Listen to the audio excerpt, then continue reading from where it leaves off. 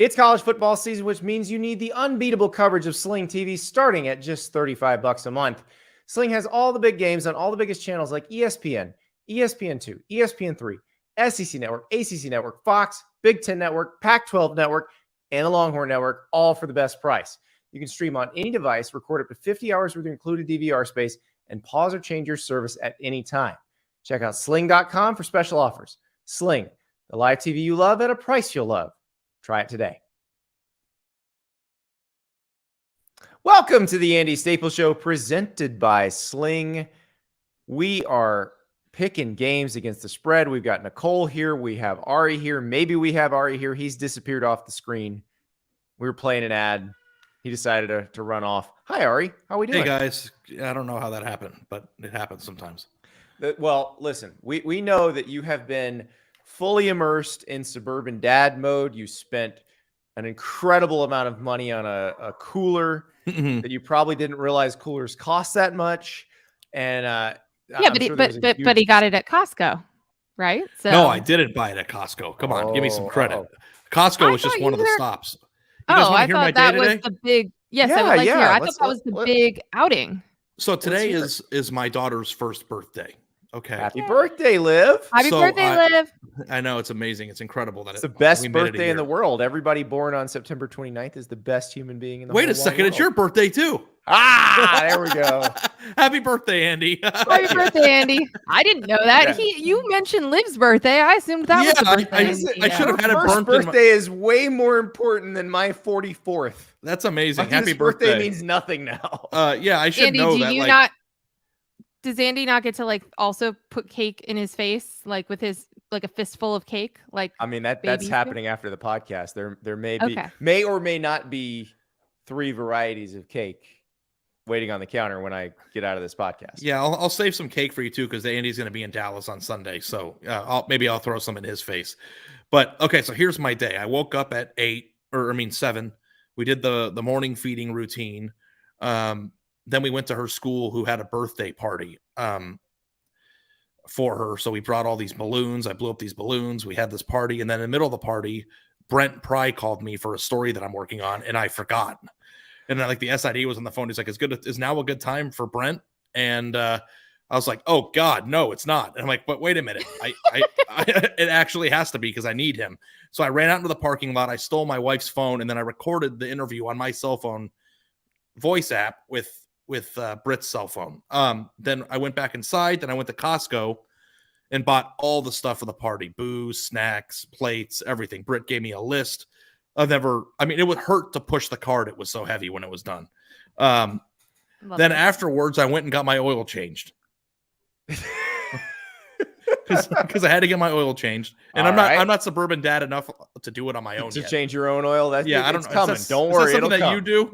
No, I don't think that's ever. I did it once. I'm not doing it again. Yeah, I don't know why anybody would ever do that. I did it once to make sure I knew how. That was it. I just go to Jiffy Lube. I sit in the car, surf my phone. I remember when Ari went from being single and living in Columbus to living with his fiance and having a baby on the way, all within it was 8 months. Yeah, it's all happening really fast. You skipped a lot of life steps and had them all happen at one time. And it's just been lovely to watch this very rapid evolution. Because I was really late to the game, Nicole. I was single as hell till I was 31. I didn't have a girlfriend or a serious girlfriend, at least, since college. Which, by the way, if you're in college and dating somebody, break up with her. It's not worth it. And then I didn't have a serious girlfriend until I was 31. Then I met Britt, and I knew I was going to marry her the second I saw her. And then we got married, had a baby, bought a house, and all those things in one calendar year. So, but yeah, now I'm in full. This is like a dating podcast. Suddenly, my 20s were incredible. I had the best 20s ever, and it's just you don't get those back. Go out, have a good time. Do the bro stuff, go out to Vegas, do your thing, gamble, have a good time. And then when you're 30, settle down and still do all those things. And all the money you won from gambling, you're blow on a cooler. Yeah. Now instead of gambling, instead of Vegas trips, I spent a lot of money on a cooler. Then I went to this big sporting goods store in Dallas called Shields. I don't know if you ever heard of this place. It's like the size of 5. I've never heard of it till my wife took me there. The size of 5 dicks? It's about 5 or 6 big dicks, all in one. And then at the top of the store is like a gun store that's the size of one dick, one smaller dick, and then yeah, and then after all of it was over with, I had to go and help my mother-in-law pick up the 87-year-old great grandmother who's in town, and then 30-minute foot rub before the podcast. Wow. Have I told you guys how much I love doing the Friday podcast with you guys? Yeah, good. We're happy to have you, Nicole. This is we're just getting started. started. On a scale of 1 to 5 dicks, it's 5 dicks. It's five dicks. Thank you. I'm honored. Sorry, guys, I do not have a Manny Petty story because, well, KJ Jefferson reached that ball out. Bad things happened, and Texas A&M wound up winning that game against Arkansas. You're not a man until you're snoring at 4:44 p.m. in an Asian foot salon on a Thursday afternoon. I was expecting.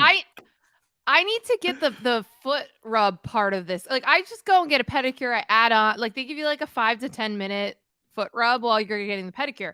Ari has been trying to enlighten me about just straight up foot rub, and I think that's. What's your favorite part of the pedicure, Nicole?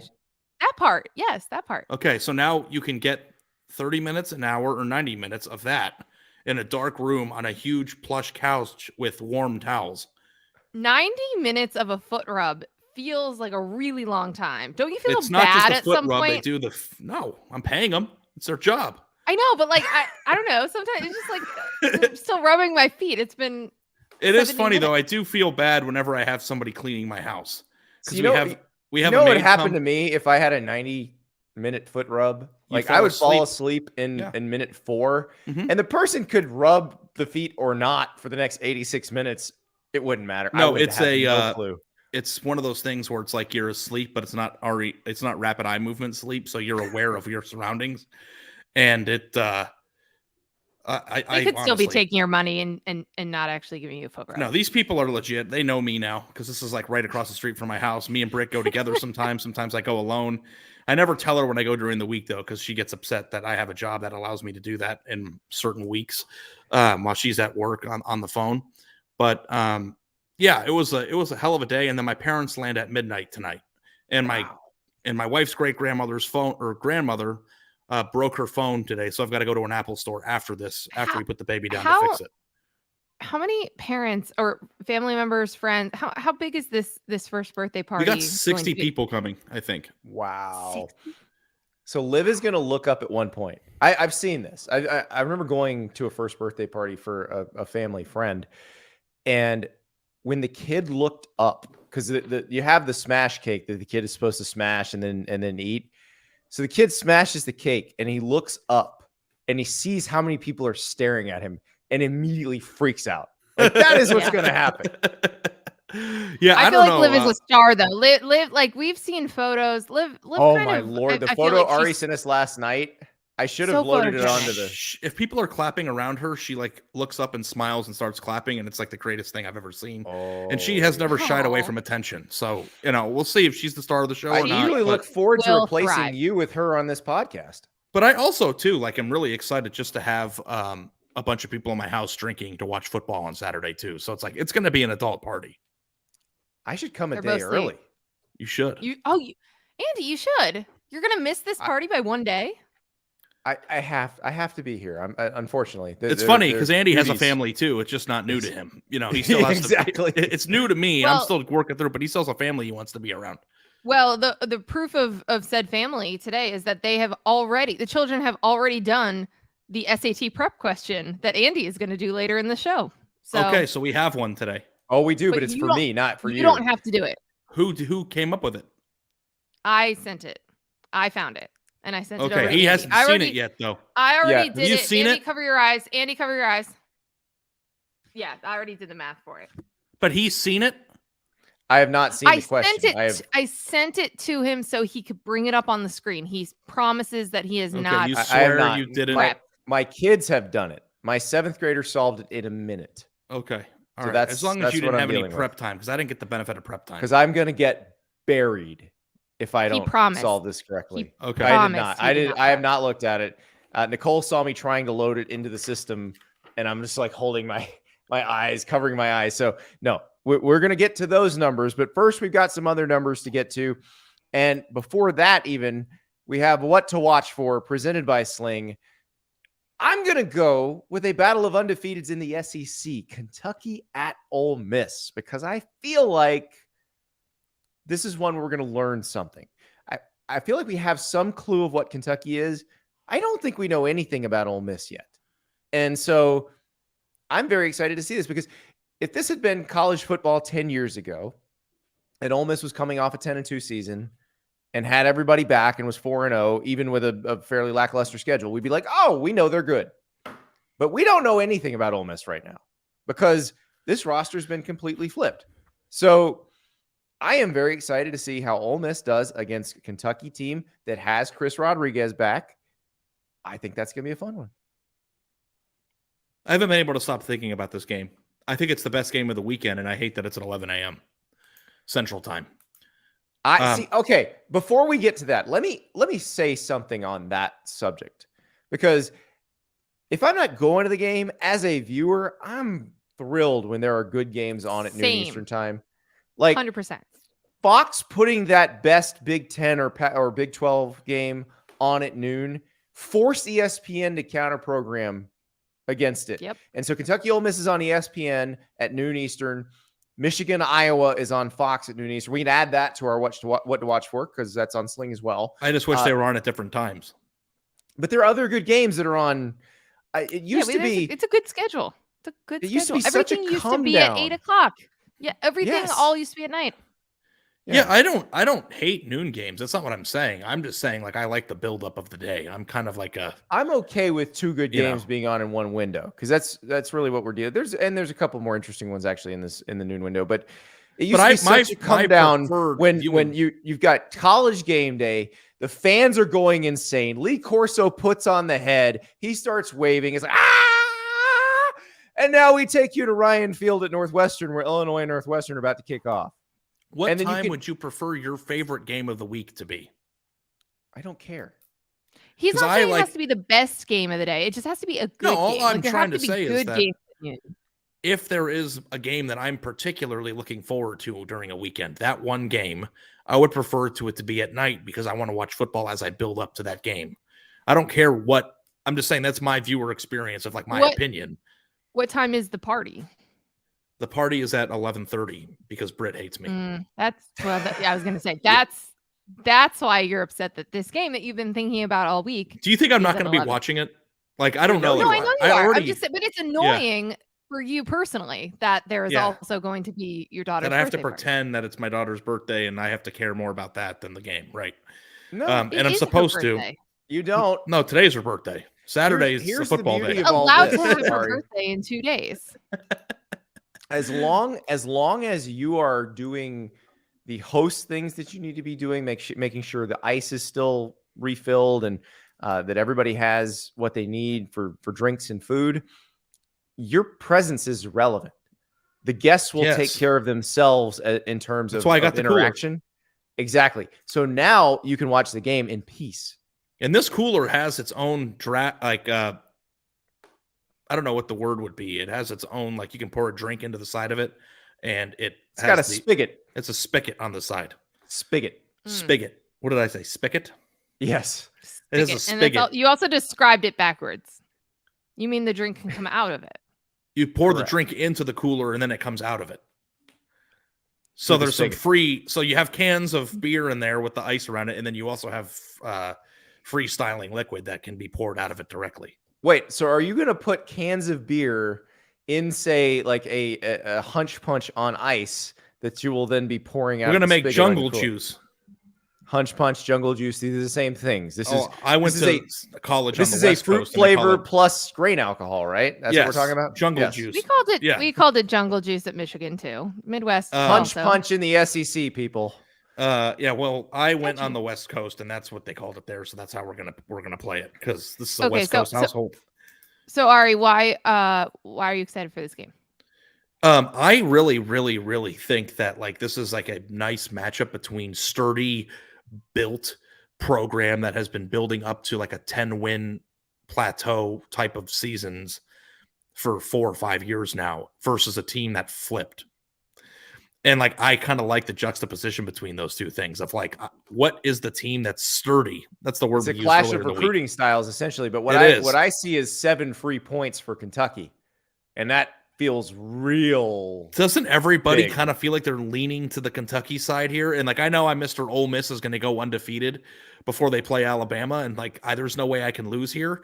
But like, I do think that 7 is a lot of points. It's a lot. It's a lot of points. And they're getting Chris Rodriguez back, which I would assume will make their offense more dynamic. This is easily the best defense that Ole Miss has faced so far. And, you know, look, I don't know anything based on what Ole Miss has done so far. And sometimes I also wonder too, like if Kentucky's old like stereotype of what they were from 7 years ago carries over into the line making psychology, because people don't realize this, but this team is good. They're a good football team. I think too, this is where I'm excited or interested in seeing the return of Chris Rodriguez, because Will Levis has been sacked 16 times this season, and you've got to think that that's going to help. You know, he's getting a lot of draft buzz. I sort of wonder if it is if it is almost like overcompensating for questions we Ari's taking off his hat now. So Mitzner72 says, fun fact, Ari is 6-3 picking games when not wearing his Montecito cap. So now we're seeing Ari's hair in all its disheveled glory. You're not rub hair. Listen, I understand that. Why you may would your prefer hair to be get like that after a foot rub? Because you know, I mean, it's listen, you're laying down, Don't Nicole. ask questions you don't want the answer to, Nicole. Don't ask me why my hair is messed up after going to an Asian foot parlor, okay? You actually lay down. Gonna let that one get them. All right, let that one Kraft. sit. Okay. No, it wasn't quite Robert Kraft, but I mean, just for full disclosure, it was a man rubbing my feet too today, and he had strong hands. I'm glad. Strong man hands. Back to the game. I do think that we kind of oscillate. We, like, collectively, the college football watching audience, not Kentucky fans, not people watching this all very closely, oscillate between, okay, you know, like what Ari was talking about old perceptions of Kentucky or about shortcomings that they have had, and not realizing like this program is so solid, as Ari said. Has such a clear identity, really tough, really physical defensively. And then Will Levis has been really good. So we kind of oscillate between, okay, do we believe? And then, okay, Will Levis might be the second best quarterback in this draft, which I'm not sure, and maybe says something about the quarterbacks in the draft, but it's like there's nothing in between. And I feel more in between, but buying Kentucky, believing that they can win games like this. And I do think that 7 feels like a lot. But I also think that it is unwiring a lot of things that we believe, even though we've seen Kentucky do things like against Florida, like in the last couple of seasons, 10 wins, all these things that program had not done in so many decades to this level. But we collectively do not give them enough credit. And again, Chris Rodriguez is going to be a big difference maker in the way that this offense works. And I think with the way that Will Levis is able to operate, I am with you, Andy. I don't think I know much, if at all, about Ole Miss. All I really know from this week is that Lane Kiffin is complaining to his own fans that they're not coming to the games early enough. The and student staying section enough. is bailing in the later or they're part leaving, games. or they're not coming in time, because wasn't he talking about coming out to the game and it feeling like a high school? Or right. saying So coming in? apparently they're not coming soon enough and they're leaving too early. Listen, it's Ole Miss. There's a reason they say they've never lost a party. They're worried about the party, and I appreciate that in terms of their fan base. I was there that weekend where Katy Perry was there. They beat Alabama. It's one of the greatest things I've ever seen in my life. But so I get that. It's frustrating, but they have an MO. They have a way they work there. Don't worry about that. Beat the other team on the field. Ono224 in our live chat on the YouTube stream, which, by the way, if you're not watching the YouTube stream for Ari's hats of places he's been that rich people go to, you should be watching that. But Ono224 says, saw UK in person completely shut down Florida's offense in the second half. Their defense is legit. If you took their jerseys off and made them wear LSU's uniforms, they would be favored.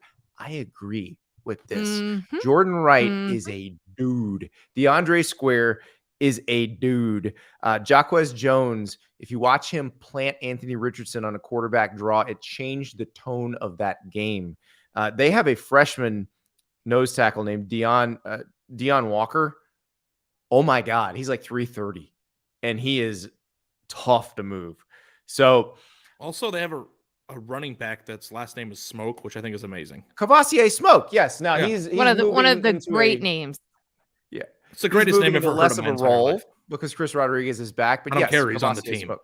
The Oh, thing yeah. about this matchup, too, is that, like, I don't know what you want to say about Florida, Andy. You probably know more about this than I do, but at least Kentucky is the only team of the two in this matchup that has proof of concept. Correct. And you watch Florida's offense play very well against Tennessee's defense. Now, I don't know if Tennessee's defense is any good either, but Kentucky shut them down. Do we know that Kentucky can stop a good passing attack? I don't know if we know that yet. Well, Florida threw for 400 yards on Tennessee and not on Kentucky. Yes. But again, that may say more about Tennessee's defense. I think she said good passing attacks. We are running with few data points right now. So yes, you're right. You're right. Now I will say, Ole Miss has run better than it's thrown to this point, including I think that Jackson needs to Dart. change. Yeah, but Yeah. I think that needs to change for them to have the kind of season we think they. I think that maybe that's what the defense is giving them, and they didn't need more than that to win these games. So I know people are saying, "Oh, Tulsa shut them out in the second." Yeah, but they scored 28 points in the second quarter. When you do that, you don't really need to score much in the second half. So I think we're all on one side here. I think I'm going to go with Kentucky. If you're going to give me a whole touchdown, yeah, I'm taking Kentucky because I think there's a real good chance they win straight up. So, All right. Well, when we come back, we'll have our picks presented by BetMGM with the lines presented by BetMGM. And we got a lot of games to get to. We may have to do some rapid fire here, but there's a lot of really intriguing games, a lot of really intriguing lines, a lot of significant road favorites this week, which I think really adds layers of intrigue. We'll talk about it when we come back. It's college football season, which means you need Sling TV, where you can watch unbeatable college football coverage starting at just $35 a month. Get everything you love about college football, like rivalries, marching bands, bowl games, conference power rankings, all of it with Sling. Plus, Sling has all the big games on all the biggest channels like ESPN, ESPN2, ESPN3, SEC Network, ACC Network, Fox, Big Ten Network, Longhorn Network, Pac-12 Network. Yeah, I was watching USC Oregon State when everybody's like, where do you get the Pac-12 Network? Well, you get it on Sling, all for the best price. The best part is getting Sling is easy. It's easy to set up and even easier to use. You can stream it on any device and record up to 50 hours with your included DVR space. Plus, you won't get locked into a long-term contract. So if you're looking for the perfect place to spend your Saturdays, you need to take a look at Sling, where you can get everything you love about college football for the best price. Check out sling.com for special offers. Sling, the live TV you love at a price you'll love. Try it today. Got a new Rowback hoodie, and I got to admit, I like this one even more than my first one. My first one was gray. It's really cool. This one's green. But the problem is I only got the one. And so I've got to hide it. Otherwise, my wife's going to grab it, steal it. It's gone. Why? Because this is the most comfortable hoodie ever made. Rowback's performance hoodies are the most comfortable hoodies out there. They're lightweight, but also so soft that you can't take them off. And really, you don't want to take them off because they will get stolen. So you may as well just get two. But it's not just the hoodies. Rowback's performance polos are outstanding. They've got a college line now where you got some state logos that look like college logos. The colors all blend together. And if you're a fan of a big school, you'll know, and everybody else will know too. Plus, the Rowback folks leading the NIL charge. They've got Will Anderson from Alabama, Bijan Robinson from Texas, Michael Meyer from Notre Dame helping out, spreading the word. They're making the everyday shorts now, which you will want to wear every single day. Oh, and they got joggers now too. If you see somebody rocking that little Rowback dog logo, just kind of give them a nod, because you know you're in this club where you are wearing things that are infinitely more comfortable than what everybody else is wearing. Also, Right now, when you go to Roback.com, use the code Andy for a generous 20% off all new customers through the end of this week. That's spelled RHOBACK.com. 20% off all polos, Q-zips, hoodies, and shorts with the code Andy. That's Roback.com and use the code Andy. And you may just order 2 hoodies because, again, somebody's going to swipe one. Welcome back. We got to talk some lines, and all of our lines presented by BetMGM. And the game of the week in terms of a line, we're going to talk about the point spread and the over-under in this game. This is big noon Saturday on Fox. Michigan at Iowa. You heard Scott Docterman on this podcast talking about Iowa's record against top 5 AP-rated teams. It's pretty damn good in the Kirk Ferentz era. Michigan is a 10.5-point favorite on the road. I mentioned there's some significant road favorites this week. This is one of those.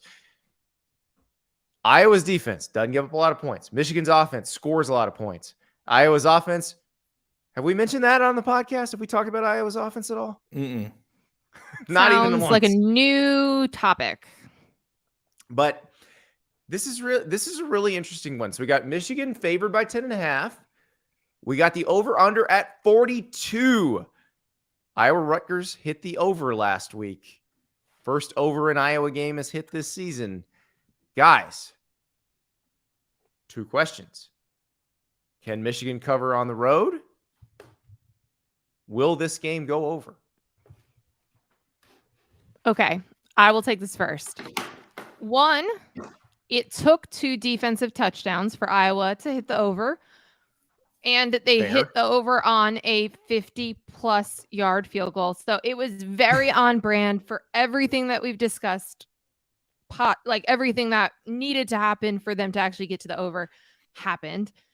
I do think this game will go over, and I also think Michigan will cover. I think this is going to be a very interesting test for JJ McCarthy. That stat that Scott has been talking about all week, which Jim Harbaugh has, by the way, said that teams like their seasons go to die in Kinnick Stadium.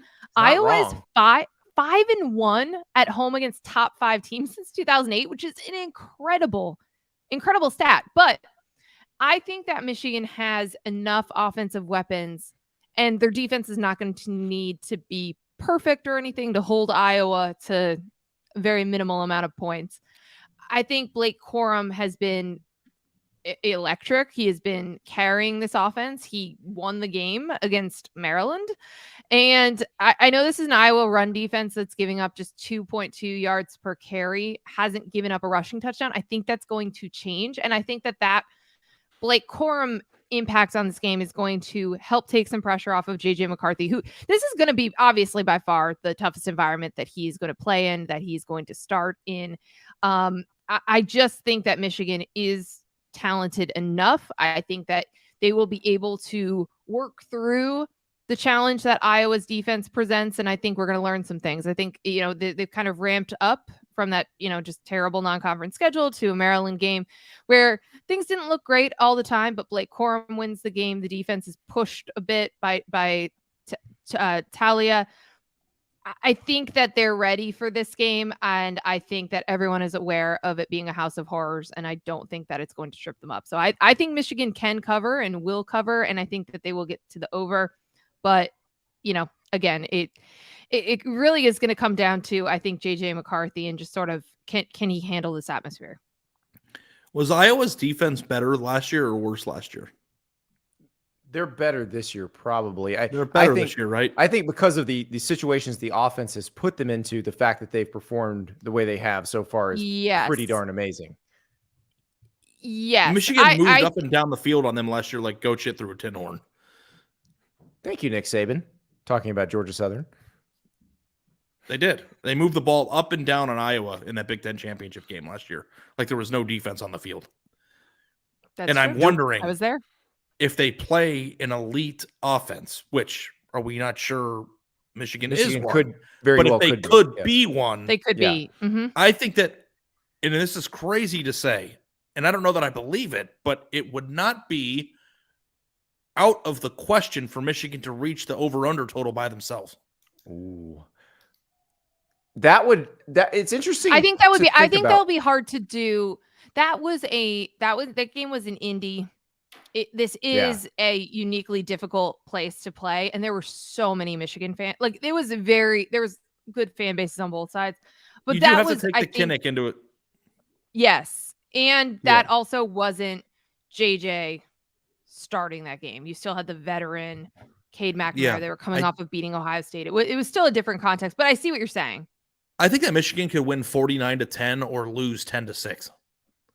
Like I think both of those are on the table, and it's like really hard for me to decipher which one because there's not enough context. The thing is, if it's the first one, it will really ramp up the anti-Brian Ferentz rhetoric because it will then really cast a harsh spotlight on Iowa's inability to move the ball, which I'm assuming continues. I'm assuming that they don't suddenly have an offensive renaissance this week. Now, my guess is it's probably more likely that Michigan wins this game, something to the tune of 24-10 or 28-7 or something like that. But if that happens, if Michigan scores a ton and suddenly what looked like an invincible defense, if they don't even have that, it's going to get real ugly. I mean, that's the thing. It's just like when Iowa plays Ohio State's not going to score 14 points in that game. So how close is Michigan to Ohio State, the team they beat the crap out of last year offensively? And if you want to put them in different kind of offensive firepower, but I mean, different I styles, like what Michigan's got. Yeah. Different, but Blake Corum runs really well. And if JJ McCarthy figures it out. Yeah. And the offensive line, like they came into the season thinking that they could win the Joe Moore award again. I mean, like, I think that's why I think this is a great test because it's all the things that we want to learn about Michigan's offense. We are going to learn all of them in this game. This game is really up there too with Ole Miss and Kentucky. I don't know if this is a bet game. I think this is a watch and amazement game. But if you do, somebody asked me in the chat earlier about a 2-team teaser, and I don't know if I'm alone in this as in the gambling world. I don't love teasing games because to me it's a 2-team parlay with different spreads when you could just hit the parlays and feel good about what you like.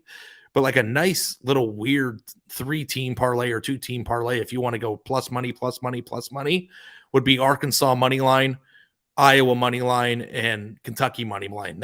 I think those 3 things could happen in the same game, and I bet you the payout of that parlay would be insanely high. Well, yeah, because you're picking Arkansas to beat Alabama. And Iowa, Arkansas, you're trusting their offense. No, I know, but I'm saying if tomorrow night or Saturday night, Andy, when we're doing the show at midnight, those 3 results happen, would you be blown away? Not completely, no. Not completely. It probably won't happen. Yeah. But if you want to take a flyer on something. It's like I said, there's a lot of road favorites. Now, I realize Kentucky's not a road favorite. They're a road dog, but that's one of those where the team you would kind of think would be the favorites, the dog, and the other ones are road favorites in tough places to play. So, but here's the thing, though. And we'll get to that.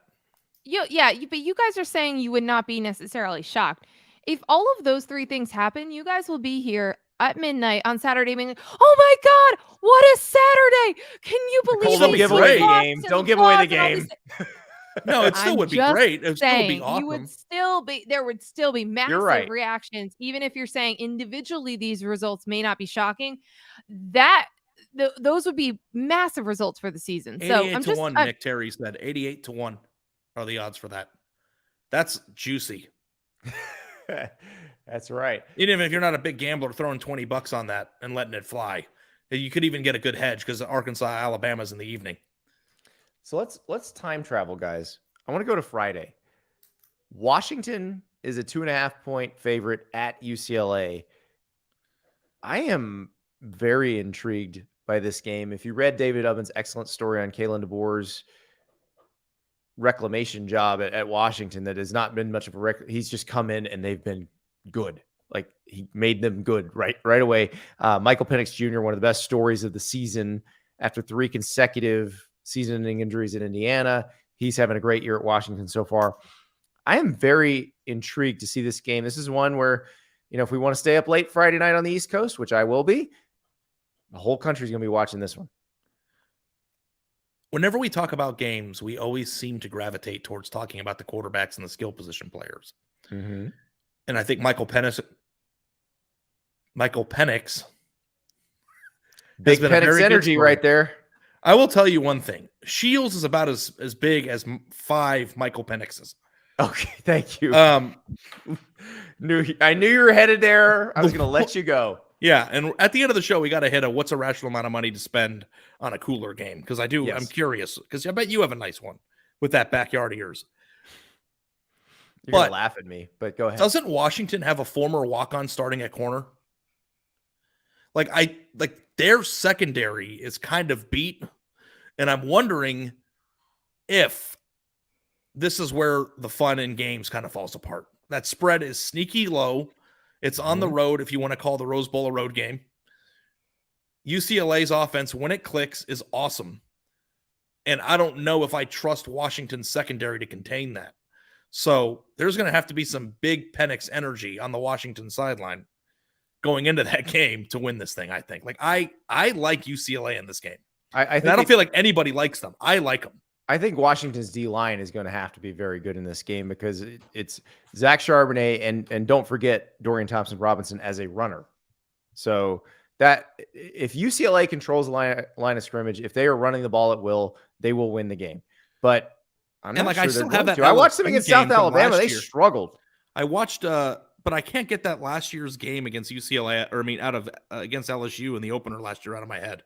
They look awesome. When they are clicking, they can beat the crap out of you up front. I know that LSU isn't some sort of juggernaut, but they still have some beasts up front athletically.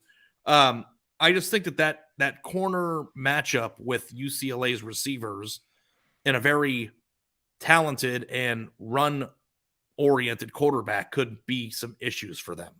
And like, if Washington were awesome, like truly awesome, the way that we've been talking about them the last 2 weeks, the spread would not be 2.5 or 3 or whatever it is. 2.5. I think that, like, I like Washington in this game. I fully buy into what Kalen DeBoer's built. I don't think I've gone too overboard personally, because Michigan State had a horrendous is in a bad place and has a horrendous pass defense, right? So like, everything that was picked apart on them, like, I think none of us should have overreacted too much, but this program and team and offense in particular is clearly in a better place than I think people maybe outside of the program realized it could be. And Michael Penix Jr. is playing better than he did even at his healthiest at Indiana. So I'm with you. I think this game could be sneaky, really good. It's worth staying up for. I think it could be really fun, and it could be one of those games that just goes up and back down the field. I think over this and winds over up being and over high again. scoring. Yeah, Nicole, I do too. I have a personal question for you, if you don't mind. Oh, what's your so far? I'm scared. Least favorite condiment? Or let me rephrase. What is something that you don't like eating at all? Okay, but like, I don't want to tell you. You're gonna have to. You're on the show now. You got to tell me. That's exactly right. We're in the trust tree. So I it's a texture thing. Okay. So I don't like I don't like cottage cheese or like chunky Greek yogurt. Okay. Like, it needs to be something that's smooth. The visual Not here a is okay. Yeah. Nope. Washington does not cover this spread, because I'm all in on UCLA in this game. I'm going to do it financially. I'm doing it on this bet. You have to eat a small cottage cheese. How about just like a spoonful? That's fine. It's okay. Sometimes that can be enough, as we learned with me and the mayonnaise. That's more than enough. Cottage cheese is good. I don't know it. And I don't know, like, it's what not good. A texture thing. Absolutely not. No, ew. It's got to be one of those big spoons, though, not like a little baby yogurt spoon. You got to hit it. Like, it's got to be tangible. Okay. Like, and I can eat cottage cheese. I'll put cottage cheese on a salad sometimes, but it's not my favorite. And I don't know what my end of the bet is. We'll have to come up with that. But getting it's not a pedicure. It's not a pedicure. No, it's got to hurt. We're going to figure out what hurts. Sorry. Okay. Well, let's think about it. All right. So, because you maybe it's bad to leave it open ended. Oh, actually, we'll let the listeners and the viewers take care of this. We need Ari's end of the bet. The game kicks off Friday night. 10:30 p.m. Eastern time. So before the game kicks off, we need to decide on Ari's stakes of this bet. So listen, at Andy_Staples, at Ari Wasserman, at Nicole Auerbach on Twitter. We're also all on Instagram at those same names. I'm upset though. I regret telling Why? you.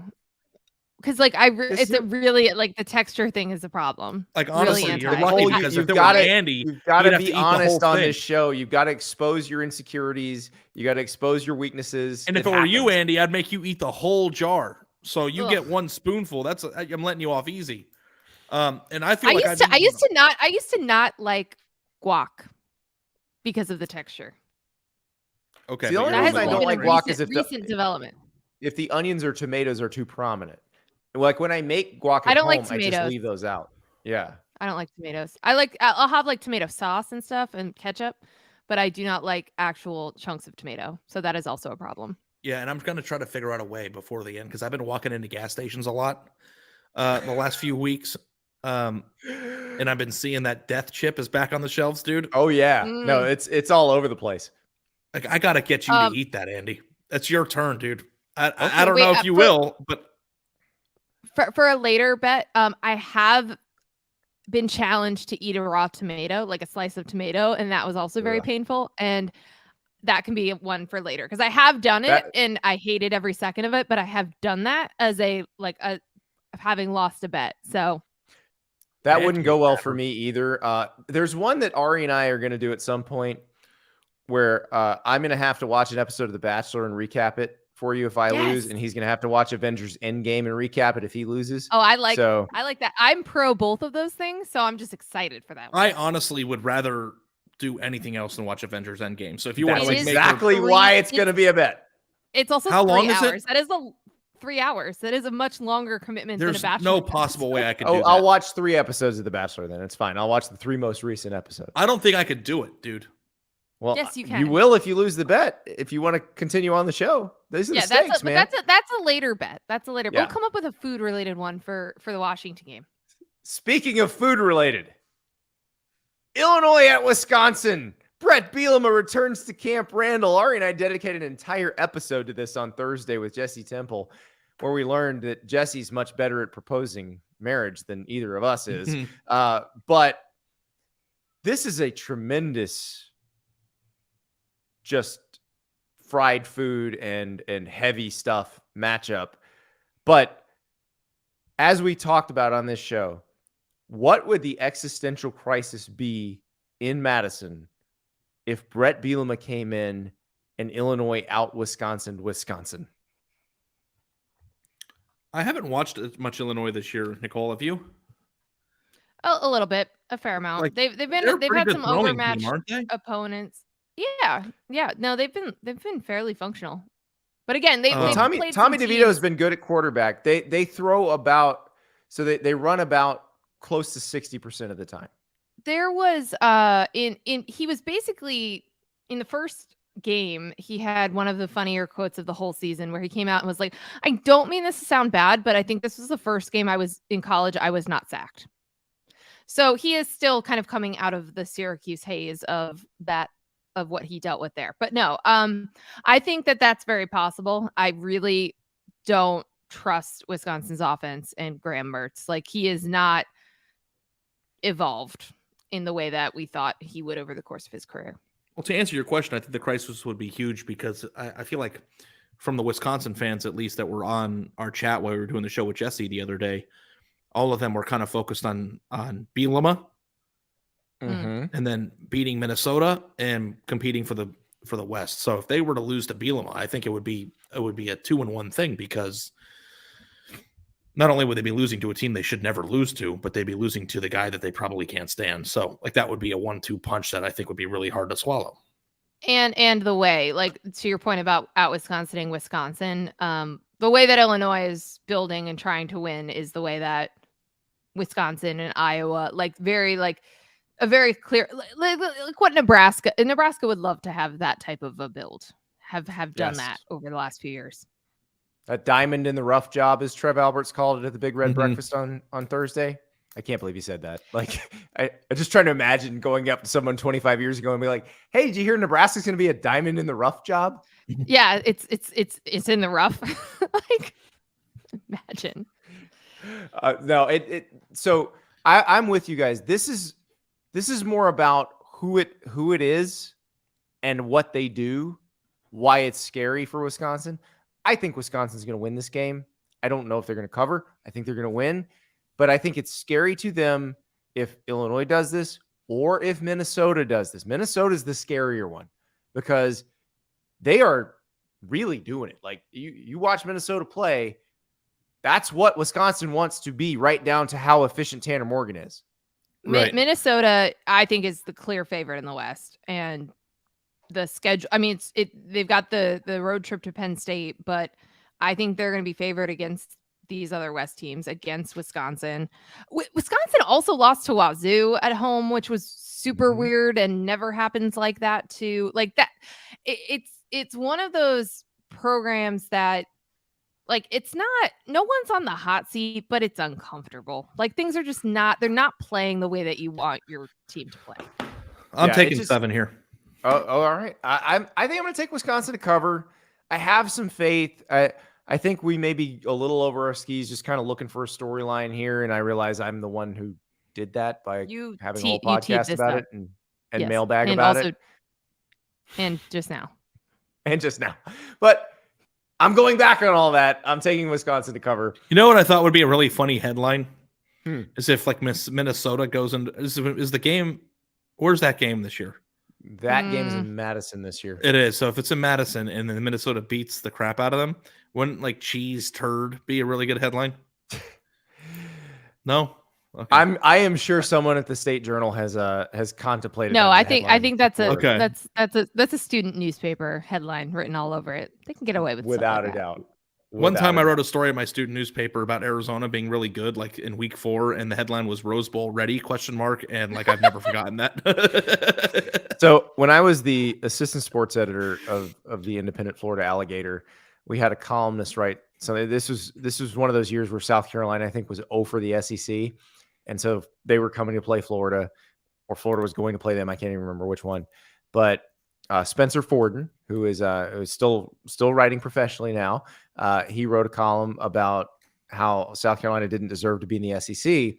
And this was a column that ran down the left side of the page. And so it was a very troubling headline spec. So it's a 3-deck headline. So 3 lines of headline in a very tight area, like 11.3 picas wide.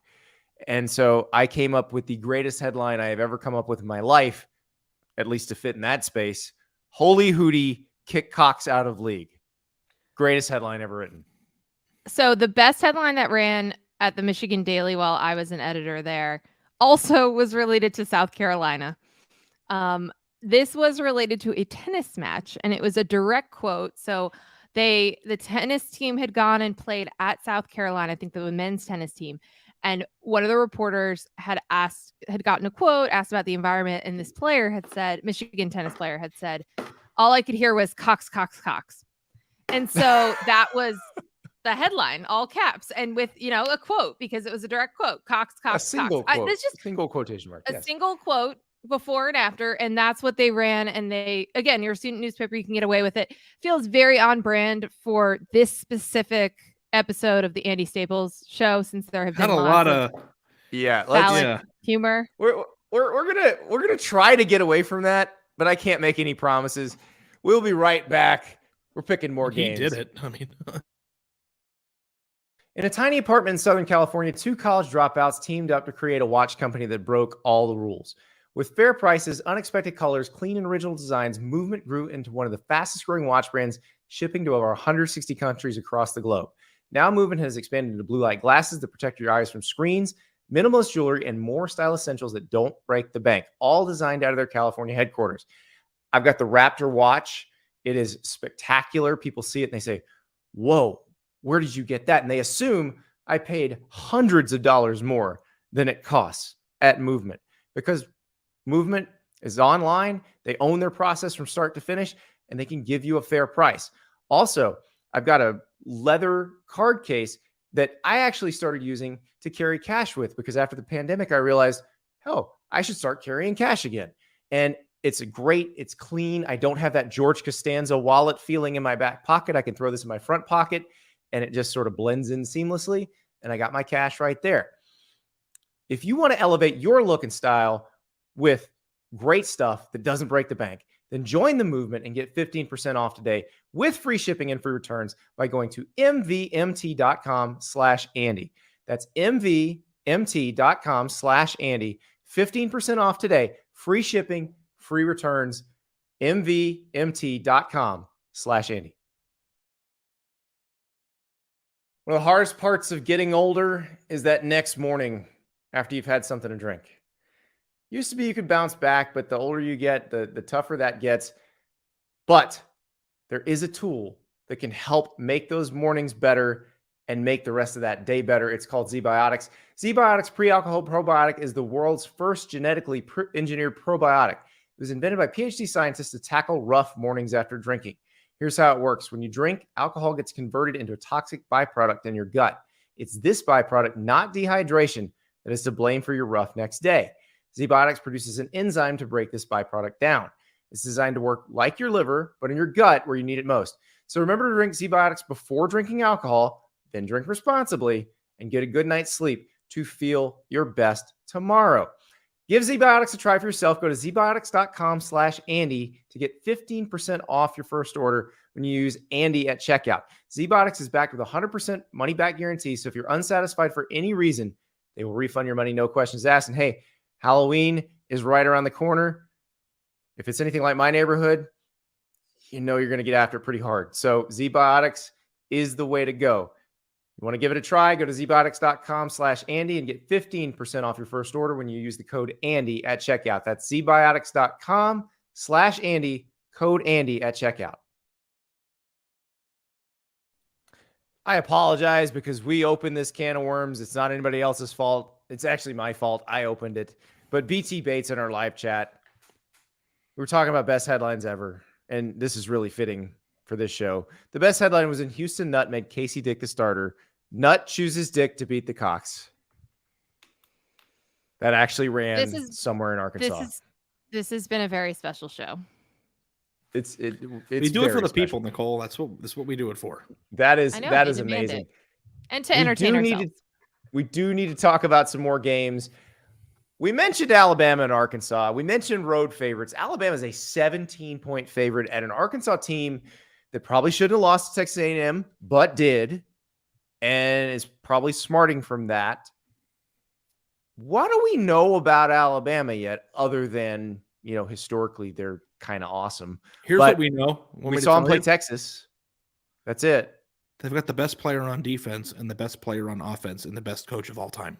They do, and they had all that against Texas and needed to win by a field goal. We know about 17 is a lot. That feels like a lot. We've been saying that Texas was the better team than them that day. Also, this is an Alabama team. Like the weapons are not quite there. They could eventually be there, but they are not there in the way the ready-made first round NFL draft receiver, more than one of them. I mean, it feels different. I'm with you, Ari. I mean, Bryce Young is going to win this team games. He's done it single-handedly this year already. He did it last year. 17 points just feels like a lot. I mean, Arkansas has to respond. I've never seen a team lose the way that they did. I think that this is a talented team. It's a fun team. I enjoy this team. I feel like KJ Jefferson and company are going to be able to move the ball and do some things against Alabama. I'd be surprised if Alabama covers this game. BT Bates is mad at me because he said that Arkansas lost because of me last week. Because I was at your game. He said that I'm the fault. There was a crazy fumble. It wasn't a lateral. Maybe it was my fault that Imani he did Richardson just stole the ball away. I don't think. We had KJ Jefferson on the show, then we went, and then KJ Jefferson made that play, and it's like, I feel like it's my fault. That part, fair. The kick, I don't think anyone could have. That would never happen if he kicks that 100 times. Yes, the oink doink, as it were. I feel like Alabama's weakness. That is what it's called. Alabama's weakness does match up well with Arkansas's weakness for 17 points. Here's the problem. Here's where I see Alabama covering. So Arkansas can get after the quarterback. They don't cover very well. What's Bryce Young the best at? Floating around behind the line of scrimmage, making more time for himself to throw. That's where I think it falls apart. That's where Alabama can cover. Yeah, and like also, I've fallen in the Arkansas trap before. Last year, I fell in the Arkansas-Georgia trap, remember? Oh, yeah. And it was like 28-0 at the end of the first quarter. That I was wanted to brutal. die. Like, I loved Arkansas in that game. I loved, and they didn't have a chance. So no, they didn't cross the 50 until the third quarter. But that was a Georgia thing more than it was an Arkansas thing. And I feel like Georgia is just better at sucking the soul out of teams than Alabama is. At this point, this year, now, the last 2 years, they didn't do it against Kent State, but bonus game. We didn't have this game in here, but Georgia's like a 1 billion point favorite at Missouri. They're going to cover because they've been getting yelled at. You did have this on our list. You had that on our list of games. Oh, yes, I did. Yes. There it is. Georgia, Missouri, 28.5 point favorite. This show is going to be 3 hours long, guys. I know. We're going to rapid fire. I told you both that this was too many games on the list. There's no such thing as too many games, Nicole. There's no such thing. All right. Well, Georgia's going to cover against Missouri. That game's done. Elsewhere in the SEC, Texas A&M is going to Mississippi State. Mississippi State is a 3.5 point favorite in Stark Vegas. That feels weird. And I'll tell you why, because Mississippi State struggled against LSU in the second half. They were in control of the game. Then all of a sudden LSU took over. Why? Because LSU was getting a lot of pressure on Will Rogers. They were, instead of rushing 3 and dropping 8, they were rushing 4 and dropping 7. A&M has the athletes to do the same thing. Especially at that position group. Correct. That's where I worry about Mississippi State here. Now, they're at home. That helps. Clanga. That was not helping them against LSU because that was in Baton Rouge. But are we sure that Texas A&M can score an offensive touchdown in this game? That is another question. Yeah. Now, listen, I still keep coming back to Max Johnson's only been the starter for 2 weeks. And maybe that gets better because it got better from Miami to Arkansas, but he was still not hitting receivers. Like, imagine he starts hitting receivers in stride. Now, also, Anaya Smith out for the season. That doesn't help. Yeah, that's a huge blow. Yeah. I'll take the Aggies. Don't feel great about it, but I don't know. After what we saw with Mississippi State, I mean, I thought they were clearly a cut above LSU this year, and that was not what I thought. Yeah, this feels like a coin flip to me right here. I'll take the Aggies, and I don't feel good about it either. All right.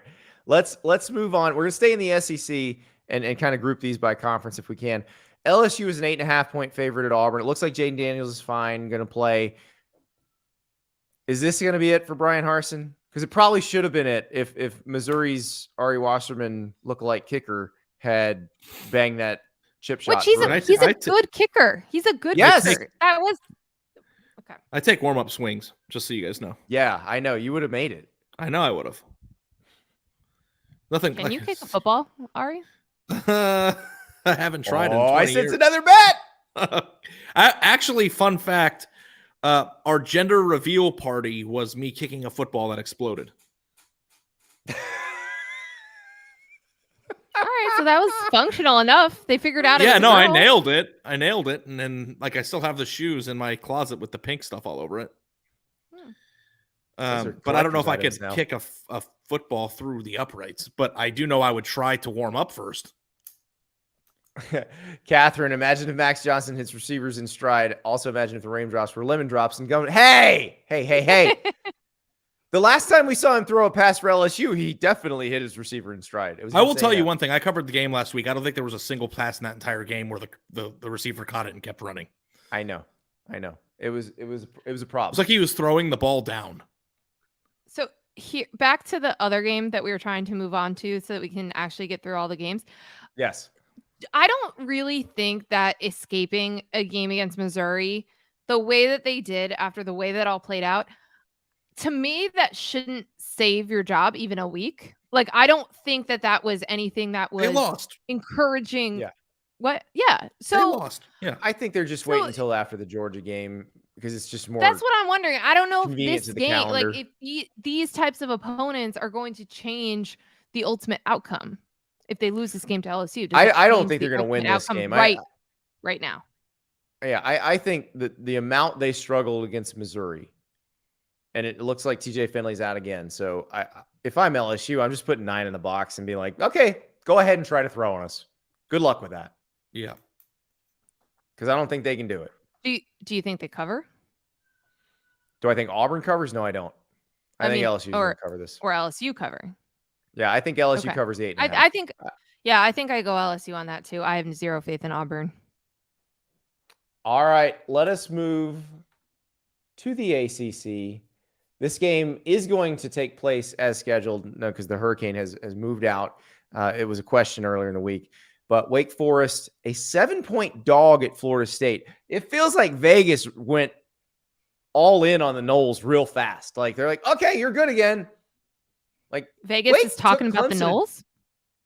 Talk about the Noles. That's right. FSU Twitter, come at us. No, Florida State has been very good this year. They have looked extremely competent. I know I use that word a lot when referring to them, but Florida State fans, I hope you appreciate that, because I think they have not looked that way for quite a while. I can't believe they're a 7-point favorite against a team that just pushed Clemson in double overtime. What I can't believe more is that I'm like, yeah, I can see them covering that. Yeah, I think that there's kind of maybe like a letdown, left it all on the field, type lingering. And you're going on the road. And Florida State had a nice easy win. Yeah.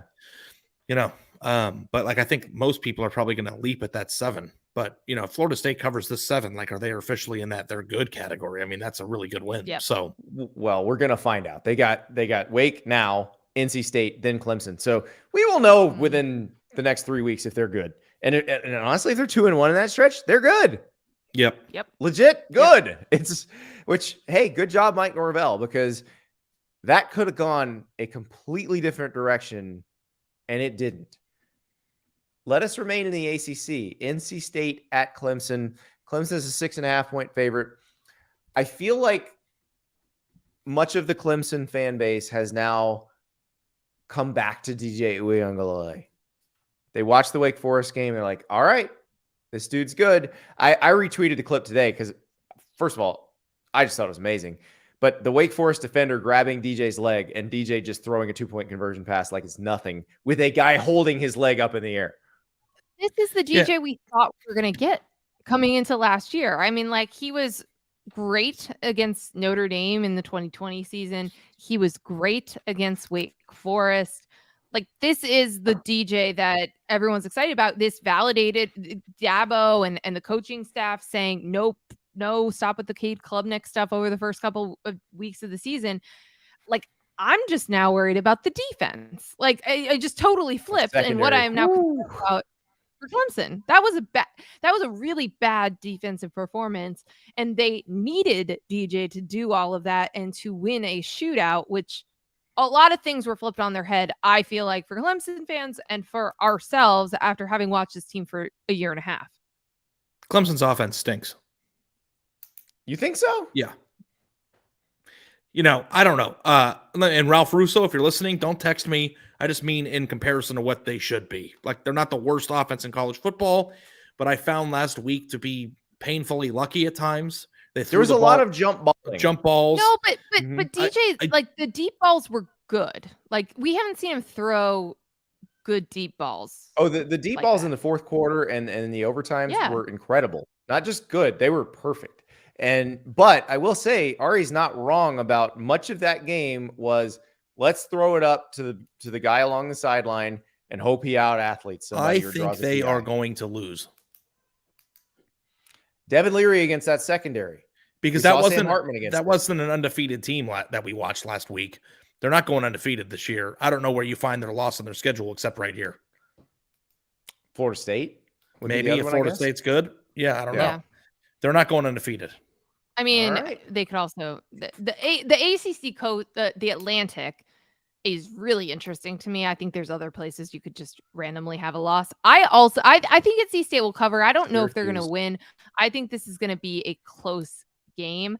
And NC State snapped the Clemson streak last year. They celebrated. We saw the scars for Dave Doran, all of that.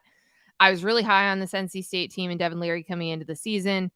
I think they've looked shaky at times. They've looked great at other times. I think this is going to be a close game no matter what. And I could also see them winning it. I'm very excited for this game because I think it is going to be close. I will take NC State just because I think they can cover 6.5. I don't know if they can win the game, but I think they cover. They have not won at Clemson since 2002. Yeah, I watched the 2016 game against the team that won the national title. They should have won that game. So, all right, let's move to the Big 12. Oklahoma trying to bounce back from that Kansas State loss against 3-0 TCU. Now, TCU against Colorado didn't tell us anything. Against Charleston didn't tell us anything. Maybe against SMU kind of told us a little bit. But TCU has looked very good early on in the Sonny Dykes era. Oklahoma kind of looked just like the Lincoln Riley era where they look good early and then they lose to Kansas State. So what happens now?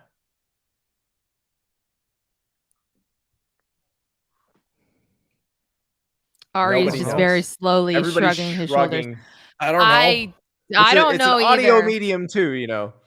Well, I don't know either. I feel like Oklahoma has to play better because they have to. I also feel like the Big 12 is going to be insanely hard to predict week to week, and everyone is very close to each other.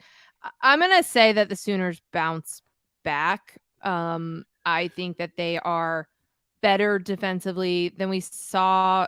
I think Adrian Martinez made it look really easy. He also played the game of his life. I mean, that was a great game by K-State. That was the Zach Calzada against Alabama game. Yeah, and it really was. But again, I wasn't like 100% sold. Kind of the way we were talking about Clemson, where like they were undefeated and they looked pretty good. But what did we learn about Oklahoma? I think that they're not as bad as we saw them, and also like they should be much more functional offensively. They should be really good. Like we were starting to see those Brent Venables impact on the defense and his fingerprints all over it. So I think Oklahoma rebounds and takes care of business here at TCU. All right. Let's go a little bit more rapid fire through these. Iowa State, 3-point favorite, undefeated Kansas.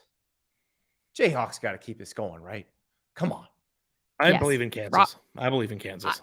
I believe in Kansas. I believe in I think they're legitimately good. Not a flash in the pan. They're going to factor in the Big 12 race. Ooh, I'm going to take Iowa State. I think they bounce back from that loss to Baylor. You just don't like people dreaming, I guess. That's I'm crushing sorry, dreams. It's the best story in college football this year. Sorry. One more game. Arizona State at Fight On USC. USC is a 25.5-point favorite. We saw USC struggle against Oregon State.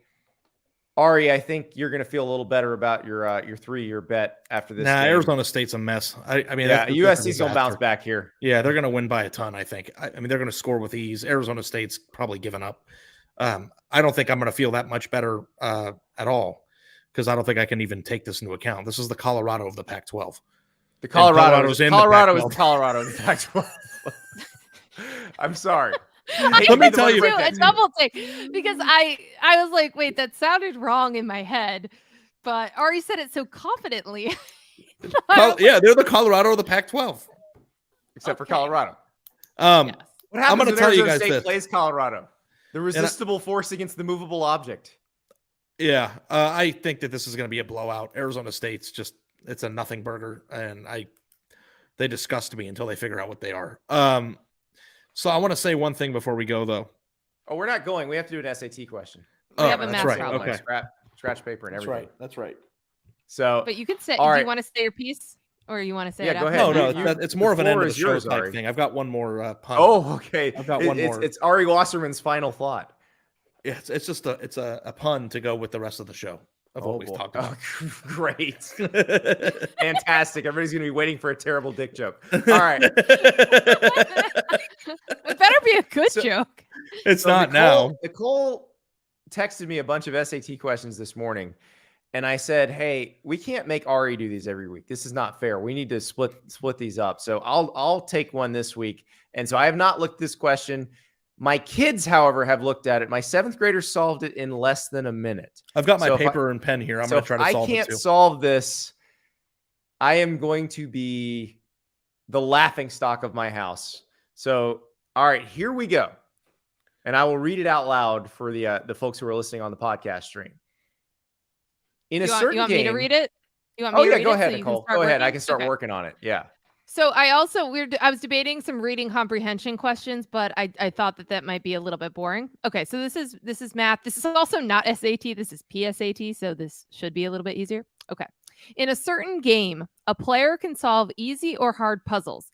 A player earns 30 points for solving an easy puzzle and 60 points for solving a hard puzzle.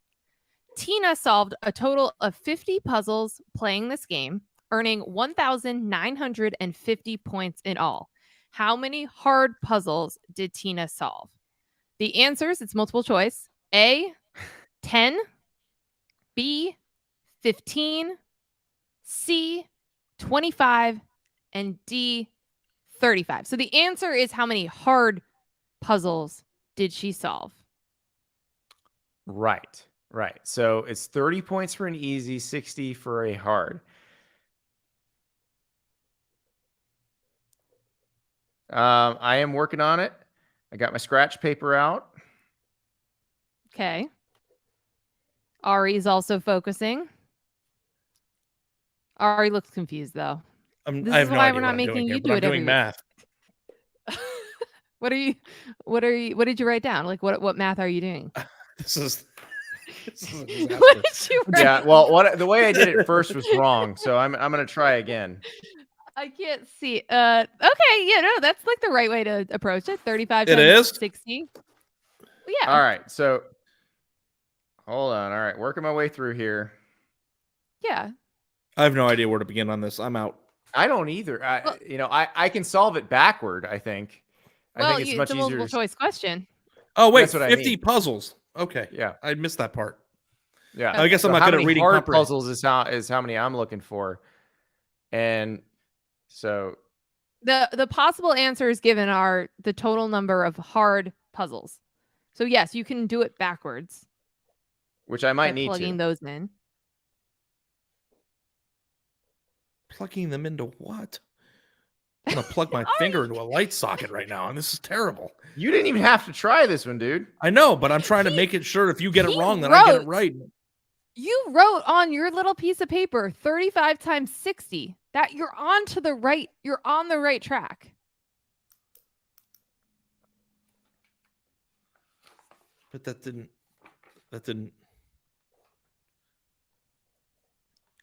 So 1950. Okay. I think that Andy, I think your son has already beaten you. He's definitely already beaten me. But I think I'm going to be okay.